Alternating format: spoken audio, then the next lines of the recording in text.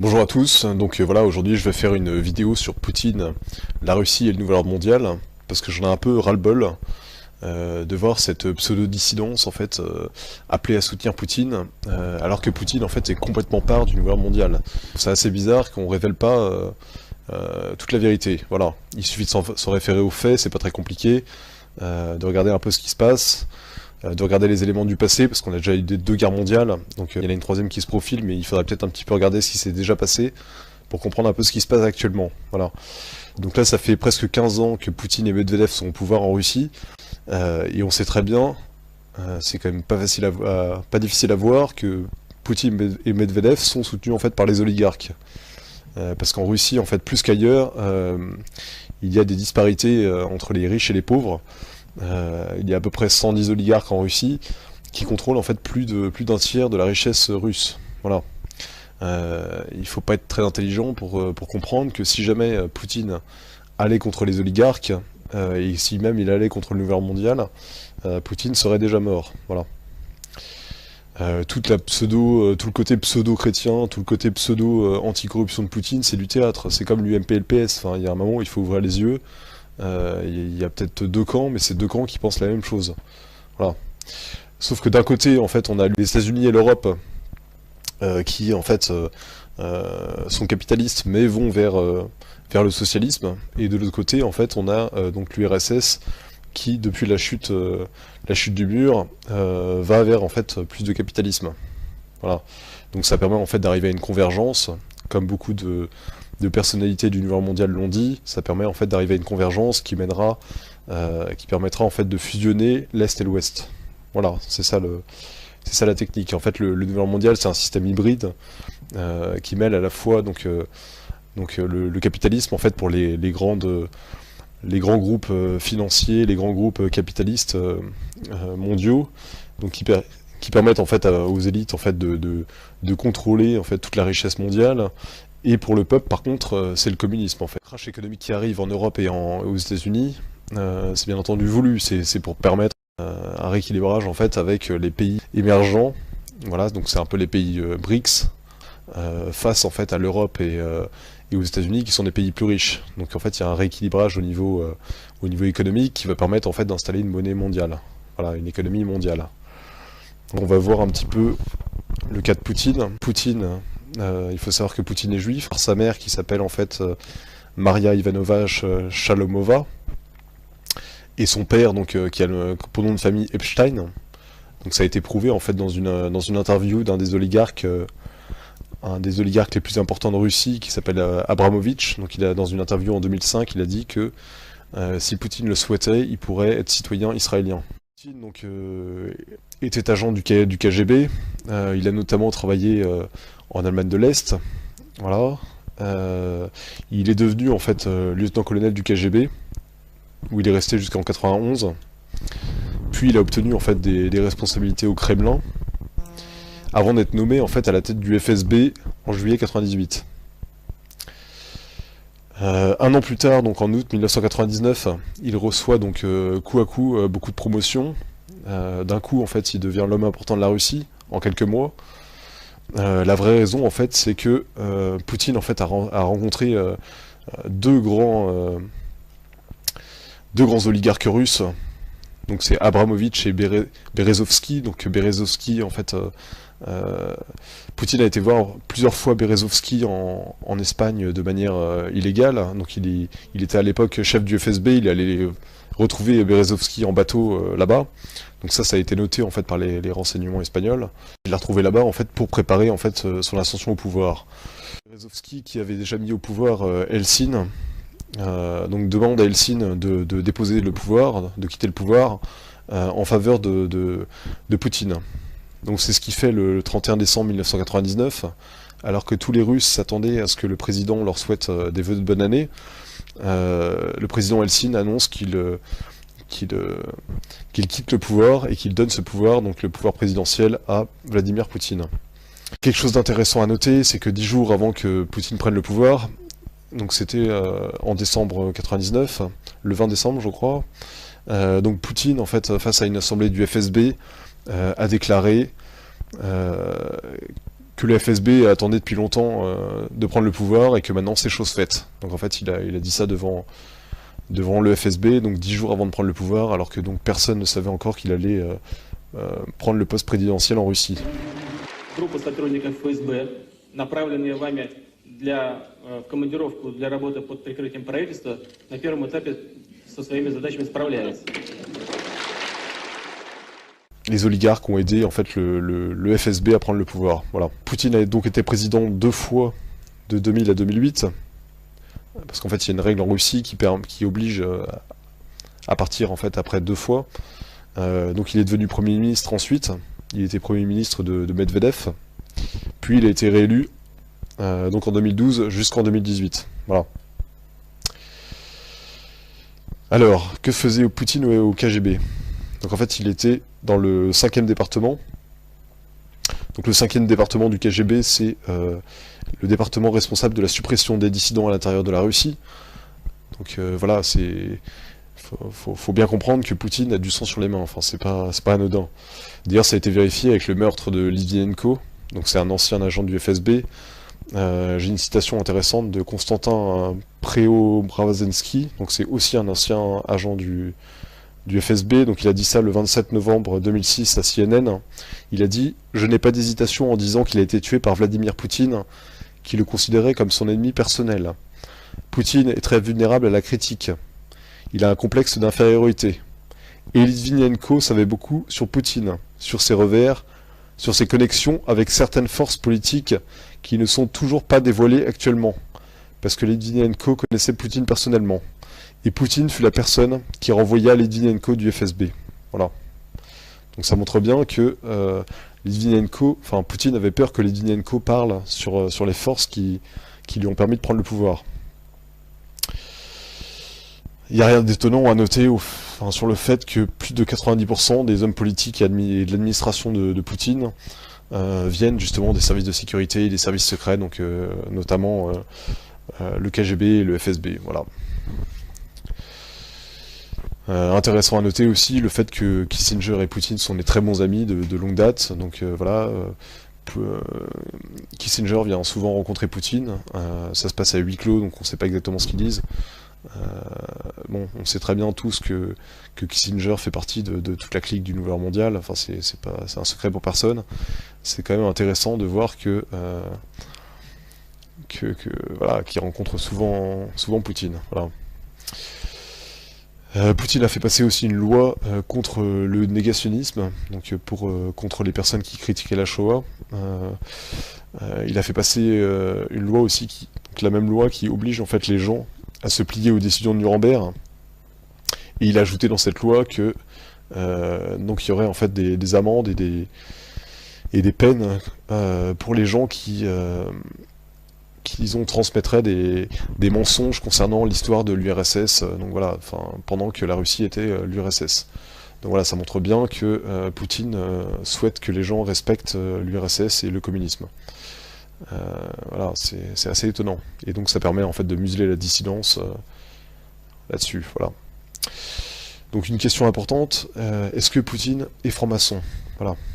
Donc bon, ça... Si on regarde un petit peu les images de Poutine et qu'on connaît un petit peu les gestes de la maçonnerie, on remarque que Poutine fait souvent des gestes en fait maçonniques. Et on l'a également vu plein de fois faire des poignées de main maçonniques. Voilà. Et ensuite, l'information a été confirmée par Richard Tomlinson, donc c'est un ancien agent du MI6, donc qui a travaillé avec Poutine, donc du temps où Poutine travaillait en Allemagne de l'Est. Et donc il a dévoilé, il a écrit un livre donc, sur ses actions au sein du MI6, et il a révélé notamment que Poutine était un agent double du MI6, donc il travaillait également pour les services anglais, ce qui n'est pas étonnant étant donné que les services anglais sont en fait derrière le Nouvel Ordre mondial. Voilà. Et il a déclaré aussi que Poutine était un maçon de l'Arche royale. Donc je vais parler rapidement de la maçonnerie de l'Arche royale. Donc elle est caractérisée par le symbole que vous voyez actuellement à l'écran, c'est-à-dire un triangle avec à l'intérieur un tripleton. Donc qu'est-ce que c'est que le tripleton? Le tripleton en fait ça représente les 3 pouvoirs du juif, C'est-à-dire que le juif à ce degré est considéré comme à la fois roi, prêtre et prophète. Donc à partir de là, en fait, il se met en fait en compétition avec la Trinité catholique, donc le Père, le Fils et le Saint-Esprit. Donc ça montre bien à quel point c'est à ce degré en fait le satanisme commence à être révélé en fait aux francs-maçons. Le mot de passe de ce degré est Jabulon. Donc Jabulon qui veut dire Yahvé, Baal, donc le dieu des Cananéens, et Osiris, donc le dieu du monde souterrain égyptien. En fait, qui n'est autre, Jabulon n'est autre que Satan en fait. Le vrai nom de Dieu donc doit être caché à ce degré. C'est pour ça que le symbole, enfin le signe de ce degré en fait est la main cachée dans la veste. Donc c'est pour bien montrer aux maçons qu'il doit taire le nom de Jabulon. C'est un dieu secret. Voilà. La question qui est posée en fait lors de l'initiation du maçon de l'Arche royale est donc êtes-vous un franc-maçon de l'Arche royale? Et donc la personne qui veut se faire initier répond je suis celui qui suis. Donc cette phrase c'est très grave parce que c'est le nom en fait révélé par Dieu au Mont Sinaï à Moïse. Donc en fait le franc-maçon en disant ça dit qu'en fait il est lui-même Dieu. En fait il s'oppose à Dieu. Voilà, parce qu'il se dit Dieu. Voilà. Donc c'est pas étonnant que Poutine ait été initié au grade de la franc-maçonnerie. On sait très bien que les services secrets russes ont été infiltrés par la franc-maçonnerie, ainsi que les hauts grades en fait du pouvoir soviétique. On sait qu'ils étaient tous francs-maçons. D'ailleurs, c'est prouvé en fait dans un reportage qui se base sur des archives qui ont été récupérées lors de la chute de l'Union soviétique. C'est en fait des archives qui ont été achetées au KGB.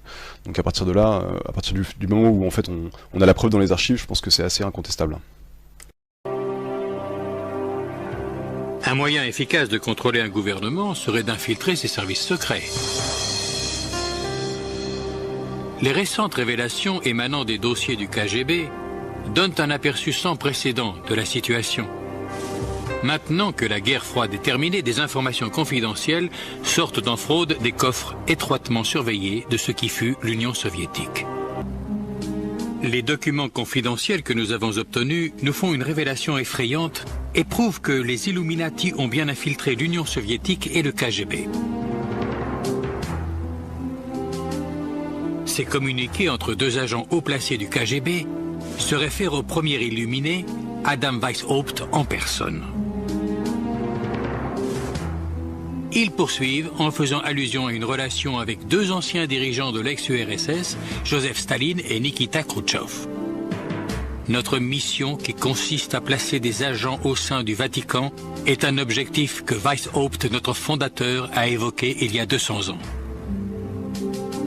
Staline et Khrouchtchev ont tous deux essayé sans succès, mais cette fois je suis certain que nous pouvons y parvenir.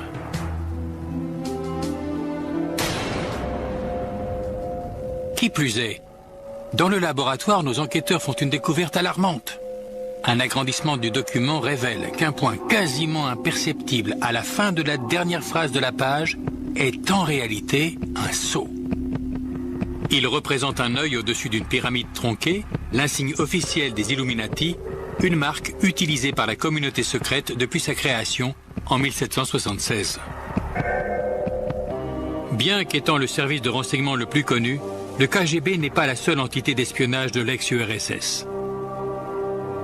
Tout aussi imposant mais encore plus confidentiel, le GRU s'occupe des renseignements militaires, une organisation que la communauté secrète s'est donné beaucoup de mal à infiltrer.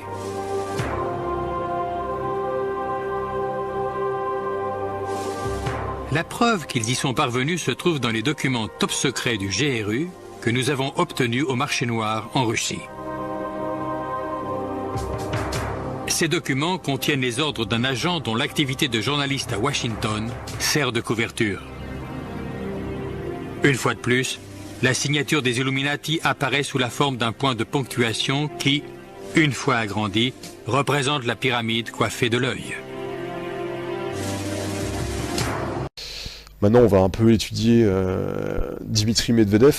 Donc Dimitri Medvedev, c'est quand même la personne avec Poutine qui forme le tandem au pouvoir depuis 15 ans. Donc en fait, Dimitri Medvedev a aussi une mère juive. Voilà, sa mère a été vue plusieurs fois donc à la synagogue de Moscou, donc il n'y a aucune question à avoir là-dessus. Ce qui est marrant, c'est que, étant donné que c'est pas très bien vu d'être juif au pouvoir actuellement, en Russie, vu ce qui s'est passé avec le communisme, où comme l'a dit Poutine, 80% des chefs communistes étaient en fait des juifs, vu que c'est mal vu, en fait, Medvedev a démenti en disant non, je suis arménien, nanana. Et ce qui est drôle, c'est que les Arméniens ont immédiatement démenti en disant que non, Medvedev n'était pas un Arménien. Donc sur Medvedev, il y a aussi un autre élément intéressant à rapporter. C'est à la fin du G8, donc un G8 qui s'est passé en Italie. Donc à la fin du G8, le 10 juillet 2009, Medvedev a présenté en fait un exemplaire de la monnaie mondiale en disant que voilà, le G8 travaillait à l'installation d'une monnaie mondiale et donc qu'ils étaient fiers de travailler là-dessus, que la devise était unité dans la diversité. Donc voilà, ça montre bien que la Russie travaille avec les grandes nations du G8, dont la France, dont les États-Unis, pour en fait faire advenir une monnaie mondiale. D'ailleurs, ça a été confirmé plus tard par Medvedev, puisqu'il a dit au Forum économique international de Saint-Pétersbourg le 18 juin 2010, donc je cite, « Nous vivons vraiment un moment unique et nous devons l'utiliser pour construire une Russie moderne, prospère et forte, une Russie qui sera cofondatrice d'un nouvel ordre économique mondial. » Donc voilà, il dit cofondatrice, ça veut dire qu'il travaille main dans la main, c'est clair. Voilà. Bon, maintenant je vais parler un petit peu de l'église orthodoxe, parce qu'il y a beaucoup de gens qui disent oui, mais Poutine, quand même, c'est un chrétien, Poutine, il défend les chrétiens, voilà, il est pour... c'est un conservateur, voilà, c'est quelqu'un de bien. Je vais vous montrer un petit peu ce qui se passe vraiment. Donc alors... donc qui est le chef de l'église orthodoxe? Donc actuellement, donc en fait c'est le patriarche Cyril, depuis février 2009. Ce qui est intéressant, c'est qu'en fait, dans les archives soviétiques qui ont été révélées, on a appris que c'était un agent du KGB, tout comme son prédécesseur, Alexei. Voilà, Alexei, il avait comme nom de code Drozdov. Et le nom de code du patriarche Cyril, donc le patriarche actuel, c'est Mikhailov. Voilà. Donc les deux sont des agents du KGB. Voilà. Ce qui est marrant, c'est que les deux autres candidats qui ont été présentés lors de l'élection face au patriarche Cyril, donc ils étaient 3 candidats, étaient donc les 3 étaient en fait les 3 candidats étaient donc des agents du KGB. Voilà, je vais faire un petit lapsus, j'ai dit des anciens, c'est marrant de noter que même Poutine lui-même disait qu'en fait on ne quitte jamais le KGB, on quitte le KGB que les pieds devant. Donc ça montre bien, quand on a un officier du KGB, c'est jusqu'à la mort. C'est pas comme ça, on arrête parce que l'URSS s'est effondré, c'est jusqu'à la mort. Voilà. Donc c'est intéressant de noter que le patriarche Cyril donc, est très œcuménique, voilà, donc en fait il pousse vers une religion mondiale. C'est pas quelqu'un qui vit dans la pauvreté, étant donné que le Moscow News a dévoilé sa richesse à environ 4 milliards de dollars. Donc il a gagné sa richesse principalement grâce à l'import de cigarettes. D'ailleurs, il y a eu beaucoup de scandales à propos du patriarche, notamment pour une photo où on le voyait avec une montre à 30 000 euros. Donc bon, il a essayé de photoshopper la photo, mais bon, c'était trop tard. On sait aussi qu'il a une villa en Suisse. Enfin, c'est quelqu'un qui vit vraiment très bien. Voilà. Il faut noter aussi que c'est un des créateurs de la théologie de la libération, donc qui a été dénoncé d'ailleurs par le cardinal Ratzinger, donc qui est devenu ensuite Benoît XVI. Donc la théologie de la libération qui s'est implantée en Amérique du Sud, donc c'était un moyen de subversion soviétique. C'est-à-dire qu'en fait c'était un mélange en fait de communisme, de lutte des classes et de pseudo-religion. Donc en fait c'était un moyen de retourner en fait le peuple vers le communisme. Voilà. Donc ce patriarche est un des fondateurs de cette théorie. On peut noter aussi qu'en 1975, donc le patriarche Cyril a nié et condamné la lettre d'un confrère russe qui parlait de persécution de chrétiens en URSS. Voilà. C'est quand même Ça montre bien que cette personne est complètement vendue au pouvoir et qu'elle est là juste en fait pour donner une bonne image à Poutine, voilà, c'est du décor, c'est du semblant, voilà. Maintenant qu'on a vu le côté chrétien, on va voir le côté juif. Donc une des personnes les plus proches de Poutine s'appelle Berel Lazar, donc c'est un rabbin Lubavitch. Il a été introduit donc en Russie par le KGB. Et ce qui est intéressant à noter, c'est qu'en fait il est italien d'origine, il a vécu aux États-Unis. Lorsqu'il était aux États-Unis, il a soutenu Bush pendant les élections. Voilà. Et donc en 96, donc le rabbin Berel Lazar est opposé à Vladimir Goudinsky, donc qui est créateur du Congrès juif de Russie. Et donc comme c'est un oligarque, il est propriétaire aussi d'une grande partie des médias. Et il a d'excellentes relations avec la diaspora juive des États-Unis ainsi que de Grande-Bretagne. Voilà. Donc en fait ce que fait le rabbin Lubavitch, c'est qu'il supporte Poutine à l'étranger en fait. Il fait une propagande pro-Poutine. Et en fait il est présenté donc à Poutine par deux oligarques, donc Berezovsky et Abramovich, donc c'est toujours les mêmes, ceux qui ont permis en fait à Poutine de prendre le pouvoir. Donc ces deux oligarques qui sont aussi donc Lubavitch présentent le rabbin à Poutine. Et donc Poutine ouvre les portes du Kremlin donc à Berel Lazar et au Lubavitch lors de leur fête annuelle en 2000. Donc ça ne s'est jamais vu auparavant. Il faut noter que les Lubavitch en fait sont en fait des juifs orthodoxes, donc c'est parmi en fait les plus virulents, en fait les plus pro-messianistes. En fait c'est des messianistes pressés qui veulent agir en fait pour la venue de leur messie. Voilà, le messie juif qui n'est autre que l'antéchrist en fait pour les chrétiens. Le même jour en fait où Poutine accueille les juifs Lubavitch au Kremlin, donc le rival en fait de Berel Lazar, Goudinsky, est arrêté. Voilà. Donc ça montre à quel point on favorise les amis et voilà, ça explique pourquoi en fait dans certains cas Poutine combat les oligarques. Et en fait il combat les oligarques qui sont contre ses amis, qui sont contre ses intérêts. C'est pas les oligarques en général, c'est ceux qui vont contre ses intérêts. Voilà. Donc ensuite Poutine fait un don de 10 millions de dollars à la fédération de Lazare, donc en septembre 2000. Donc c'est un don, c'est pas avec l'argent personnel de Poutine, hein, même s'il est très riche, c'est pas avec son argent, c'est avec l'argent du peuple.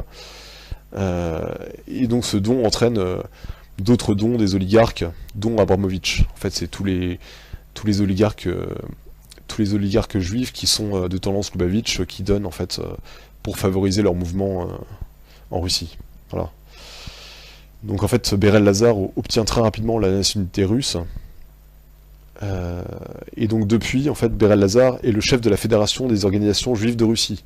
Donc c'est alors que les Lubavitch sont une minorité en Russie, donc c'est les Lubavitch qui dominent toute la qui dominent toute la tendance, enfin tous les juifs de Russie. Voilà. Ce qui est intéressant à noter, c'est que le chef du conseil d'administration de la fédération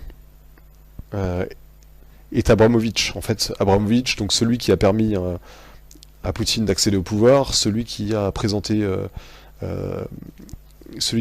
Berel Lazar à Poutine, et donc c'est le chef du conseil d'administration. Donc c'est un oligarque très puissant qui est notamment propriétaire du club de foot de Chelsea. Donc voilà, Abramovich, c'est marrant parce que il a beau avoir beaucoup d'entreprises en Russie, être propriétaire de beaucoup de choses. Donc il est propriétaire du club de foot de Chelsea, il habite à Londres, et c'est intéressant de noter tout simplement qu'il est membre du comité des 300. Voilà, donc les 300 personnes qui dirigent réellement le monde. Voilà, comme Sarkozy d'ailleurs. Donc en fait, on va maintenant étudier la personnalité de Anatoly Chubais. Donc c'est intéressant parce que c'est un des oligarques.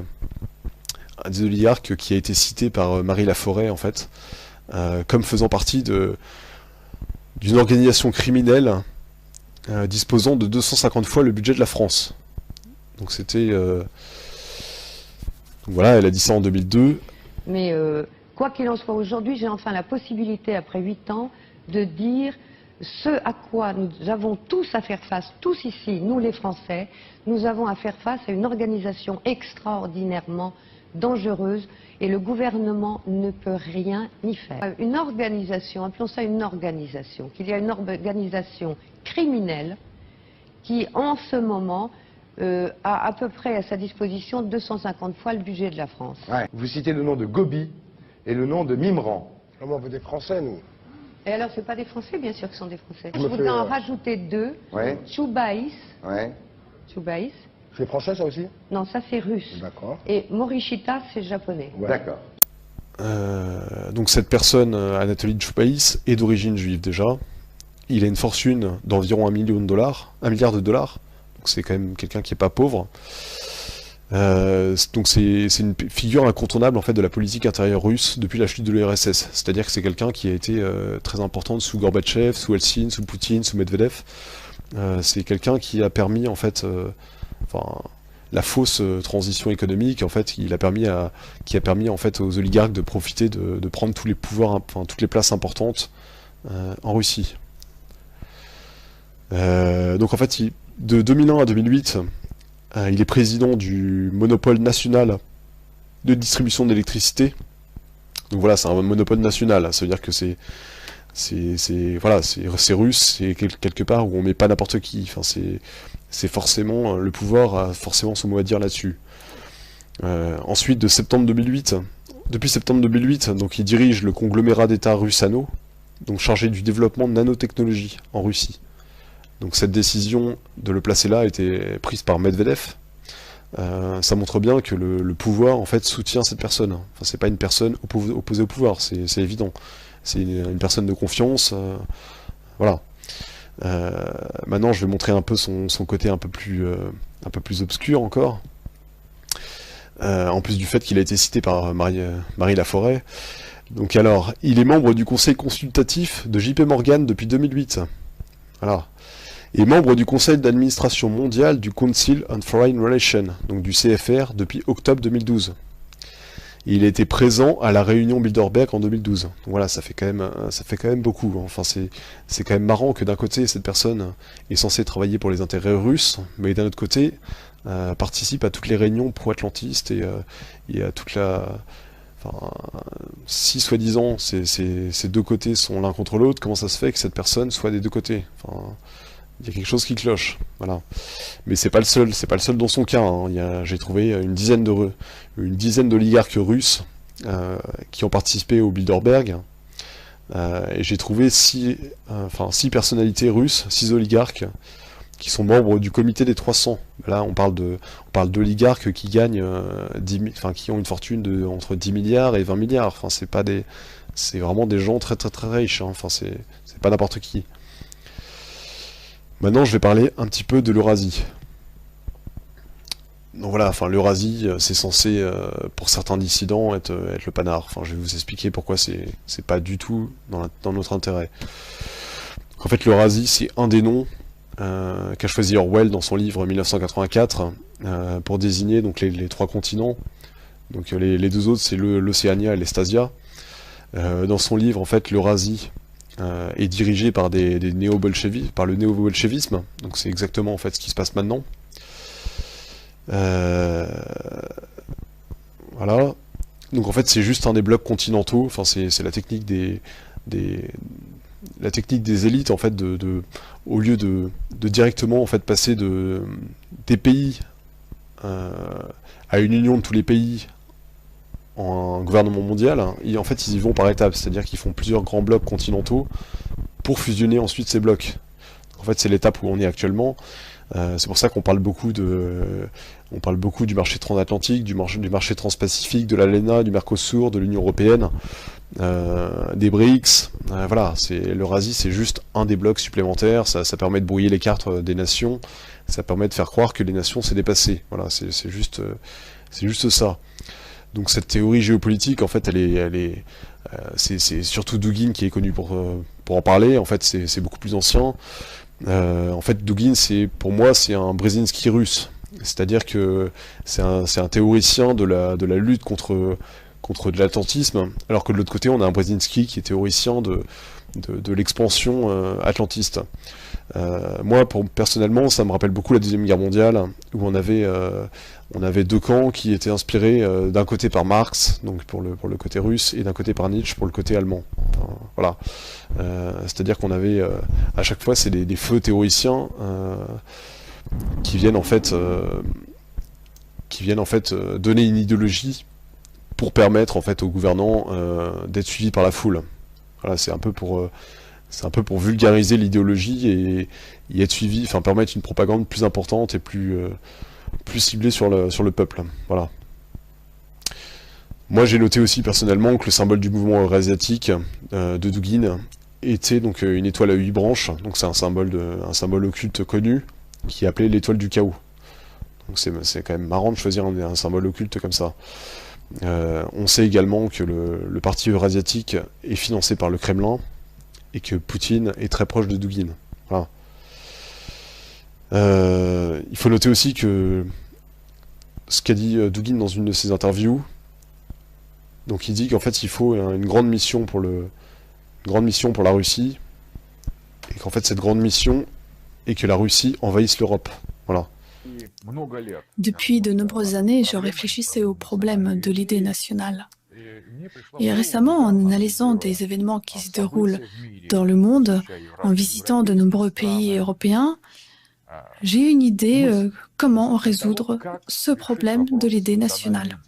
Je vais l'exprimer ici en tant que proposition ou comme une hypothèse, et ce sera à la société et en premier lieu à l'État d'en juger, de l'admettre ou de la rejeter.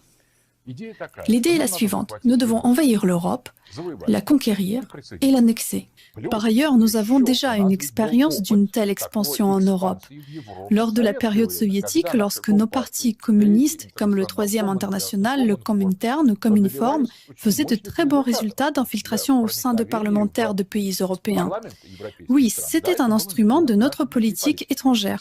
Aujourd'hui, les temps ont changé et nous ne sommes plus un pays communiste. Cependant, rien n'empêche qu'on se trouve de nouveaux alliés. Actuellement, si nous proposons comme une idée nationale l'annexion de l'Union européenne par l'Union eurasienne, l'expansion vers l'Europe, alors nous pourrons vraiment nous réunir autour d'un but véritablement grand. Vous vous rendez compte? Annexer l'Europe, ça c'est russe. Je l'expliquerai plus longuement dans une autre vidéo, mais en fait ce plan-là, c'est le plan du KGB, c'est un plan à long terme. Et en fait ce que dit Dugin en fait n'est que le reflet de la pensée du KGB. Voilà, c'est juste ça. Je vais parler rapidement maintenant des BRICS. Voilà, les BRICS, donc c'est le Brésil, la Russie, l'Inde, la Chine et l'Afrique du Sud. Voilà, ce bloc-là en fait fait des fréquents appels à installer un nouvel ordre mondial. Il parle aussi en fait de changer la monnaie de réserve du dollar pour installer leur monnaie. Ça c'est juste aussi une propagande pour familiariser les gens avec le fait que le dollar c'est terminé et qu'on va passer à quelque chose d'autre. En fait on va passer à une autre monnaie qui sera en fait soi-disant amenée par le bon côté, c'est-à-dire le côté russe et chinois. Donc en fait il faut bien comprendre dans cette perspective, c'est l'Est en fait, l'Est où le soleil se lève, c'est le renouveau. La Banque centrale russe fait partie des 60 banques centrales sous le contrôle de la Banque de règlements internationaux. Donc en fait cette banque, c'est la banque centrale des banques centrales. La Russie en fait partie depuis 1996. Donc c'est-à-dire que tous ces flux monétaires sont complètement dirigés par cette banque. C'est-à-dire que la Russie ne peut pas faire ce qu'elle veut. Si jamais l'Ouest trouve que la Russie va trop loin, il peut la couler en 2 minutes. Vu que étant donné que cette banque dépend principalement à la base de la Banque d'Angleterre et de la Banque de France, on peut très bien couper les vivres en fait à la Russie. C'est absolument pas ce que veulent les élites. Hein. Enfin, c'est pas du tout. C'est pas du tout ce qui est voulu. Cette banque des règlements internationaux, comme l'avait dit Quigley dans son livre, c'est vraiment l'apex, enfin c'est le sommet du système. C'est vraiment eux qui dirigent tous les rênes financiers. En guise de conclusion, en fait, je dirais que Poutine est à la fois donc la marionnette des rabbins Loubavitch, puisqu'ils lui ont permis de prendre le pouvoir. Donc en fait, ils attendent une aide de la part de Poutine, en guise de récompense, ainsi que de la franc-maçonnerie juive. Donc la franc-maçonnerie juive, qui a aussi à sa tête les Loubavitch. Les Loubavitch, en fait, ne sont rien que les pharisiens des temps modernes. C'est ce que Jésus a appelé la synagogue de Satan. Rien d'étonnant au fait que les présidents russes aient placé à tous les postes des oligarques Loubavitch, et que Poutine ait placé aussi dans son entourage, dans tous les postes administratifs, des anciens officiers du KGB, puisque comme on l'a vu, le KGB était en fait complètement infiltré par la franc-maçonnerie. Donc en fait, il faut absolument rien attendre de Poutine. Ce serait complètement stupide de penser que Poutine est le sauveur de l'Occident. Il faut pas se fier à la fausse façade de moralité de la Russie, alors que nous, en fait, on est complètement détruit au niveau des valeurs. Mais ça, c'est volontaire. C'est une subversion, une démoralisation en fait communiste qui agit avec l'aide de la franc-maçonnerie en Occident. Donc d'un côté, en fait, on détruit l'armée, on détruit les mœurs. Et on publie des scandales, c'est grâce à Wikileaks, à Assange d'ailleurs, qui est en Russie, alors que de l'autre, en fait, on donne dans les médias soi-disant dissidents une image de la Russie forte avec des valeurs, et on renforce l'armée, alors qu'en France, on fait tout pour détruire l'armée, bizarrement, alors qu'on veut rentrer en conflit. Enfin, on voit vraiment la traîtrise des élites occidentales. Il faut pas se fier, en fait, à cette belle image qu'on nous donne de la Russie. Moi, ça me rappelle vraiment la Révolution française, où plein de nobles se faisaient avoir par le discours des Lumières, comme la Révolution russe aussi, où des gens ont pensé que ça allait peut-être améliorer leurs conditions. Forcément, les élites, ils vont pas nous montrer le mauvais côté de la Russie, si c'est la Russie qui doit diriger le nouvel ordre mondial. C'est logique. Il faut forcément que le nouvel ordre mondial donne envie aux gens. Donc c'est pour ça que en fait l'ancien ordre mondial, donc l'Occident, qui se fait détruire parce qu'il est chrétien et que c'est l'ennemi des Juifs, est déprécié. Donc en fait on montre une Russie complètement forte et largement supérieure à l'Occident, parce que justement le but c'est d'écraser l'Occident. Voilà, j'espère que vous avez compris la stratégie. Donc le but de tout ça, c'est la victoire facile de la Russie contre l'Occident, qui est détruit de l'intérieur en fait. Et en fait pour provoquer une installation rapide d'un nouvel ordre mondial communiste. C'est-à-dire qu'avant même d'avoir été attaqué physiquement, militairement, l'Occident est déjà détruit. Est-ce qu'il y a beaucoup de gens, vous pensez, si jamais on est appelé par François Hollande pour aller se défendre la France, vous pensez que les gens sont vraiment volontaires pour aller combattre? Moi je pense pas. Je pense que là on est tellement démoralisé et qu'on confond tellement le pouvoir en place avec la France que voilà, on est complètement le peuple français est complètement démoralisé. Pour moi en fait, les élites utilisent en fait la technique de Sun Tzu, quand il dit en fait remporter sans victoire et en sans combat n'est pas ce qu'il y a de mieux. Soumettre l'ennemi sans combattre est ce qu'il y a de mieux. C'est pourquoi à la guerre le mieux est de s'attaquer au plan de l'ennemi, puis de s'attaquer à ses alliances, puis de s'attaquer à ses armées. Le bon stratège soumet l'ennemi sans combattre, s'emparer des villes ennemies sans les attaquer, détruit le pays ennemi sans mener d'opérations prolongées. Il doit lutter pour la possession du monde, de manière à ce que le courage de ses soldats ne s'émousse pas, et que tout soit à son avantage. Ceci est l'art de l'offensive par les plans. Voilà, comme je l'ai montré, les Russes ont un plan qui correspond, en fait, c'est le plan du KGB, c'est le plan du KGB franc-maçon. Donc voilà, Poutine suit vraiment le plan franc-maçon. Voilà. Je vous remercie d'avoir écouté cette vidéo, et j'espère en refaire une autre bientôt. Merci à tous.